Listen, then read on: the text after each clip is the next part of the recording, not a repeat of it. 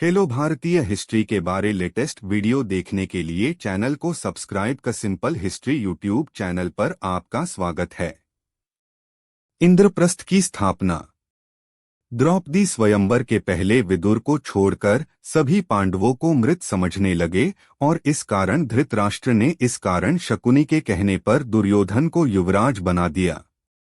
द्रौपदी स्वयंवर के तत्पश्चात दुर्योधन आदि को पांडवों के जीवित होने का पता चला। पांडवों ने कौरवों से अपना राज्य मांगा, परंतु गृहयुद्ध के संकट से बचने के लिए युधिष्ठिर ने कौरवों द्वारा दिए खंडहर स्वरूप खांडववन आधे राज्य के रूप में प्राप्त किया।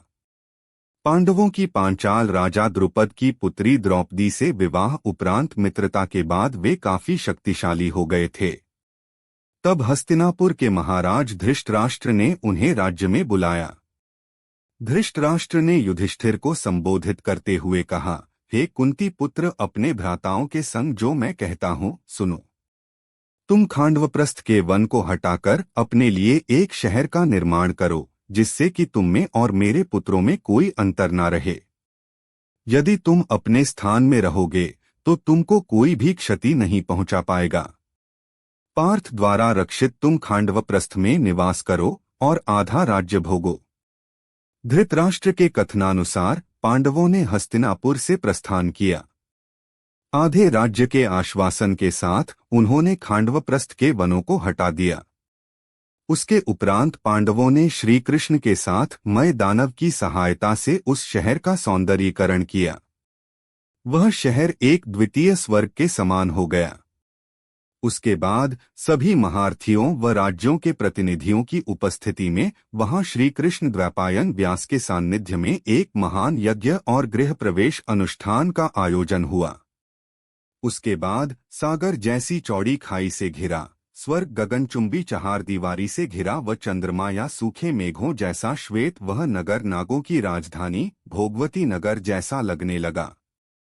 इसमें अनगिनत प्रासाद, असंख्य द्वार थे, जो प्रत्येक द्वार गरुड़ के विशाल फैले पंखों की तरह खुले थे। इस शहर की रक्षा दीवार में मंदराचल पर्वत जैसे विशाल द्वार थे। इस शस्त्रों से सुसज्जित सुरक्षित नगरी को दुश्मनों का एक बाण भी खरोंच तक नहीं सकता था। उसकी दीवारों पर तोपें और शतघ्नियां रखी थीं, जैसे दुमुंही सांप होते हैं। बुर्जियों पर सशस्त्र सेना के सैनिक लगे थे। उन दीवारों पर वृहत लौह चक्र भी लगे थे। यहाँ की सड़कें चौड़ी और साफ थीं। उन पर दुर्घटना का कोई भय नहीं था। भव्य महलों, अट्टालिकाओं और प्रासादों से सुसज्जित यह नगरी इंद्र की अमरावती से मुकाबला करती थी। इस कारण ही इसे इंद्रप्रस्थ नाम दिया गया था। इस शहर के सर्वश्रेष्ठ भाग में पांडवों का महल स्थित था। इसमें कुबेर के समान खजाना और भंडार थे। इतने वैभव से परिपूर्ण इसको देखकर दामिनी के समान आंखें चौधिया जाती थीं। जब शहर बसा तो वहां बड़ी संख्या में ब्राह्मण आए, जिनके पास सभी वेदशास्त्र इत्यादि थे। वह सभी भाषाओं में पारंगत थे। यहाँ सभी दिशाओं से बहुत से व्यापारीगण पधारे। उन्हें यहाँ व्यापार कर न संपत्ति मिलने की आशाएं थीं।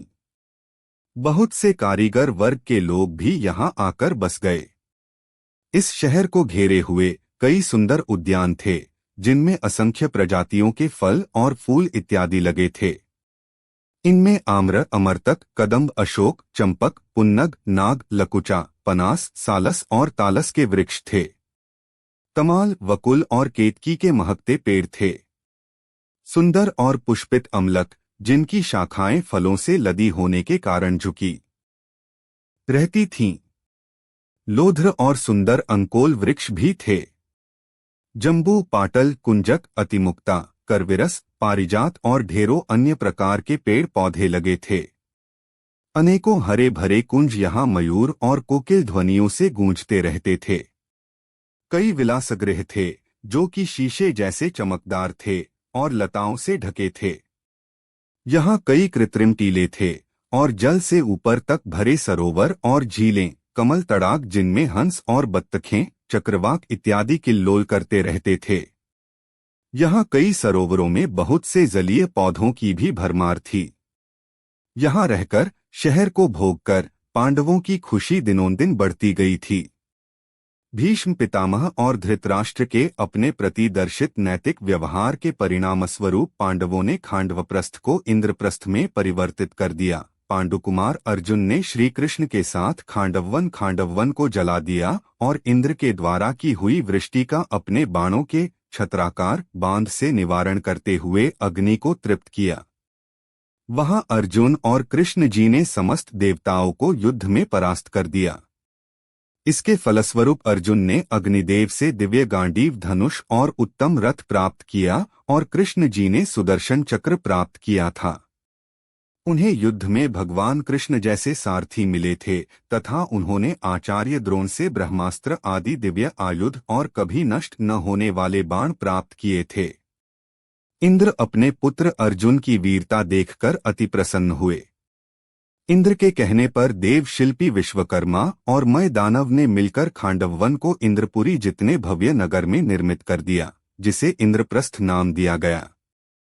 हेलो, भारतीय हिस्ट्री के बारे लेटेस्ट वीडियो देखने के लिए चैनल को सब्सक्राइब करें और जुड़े रहे ऐसी वीडियो देखने के लिए।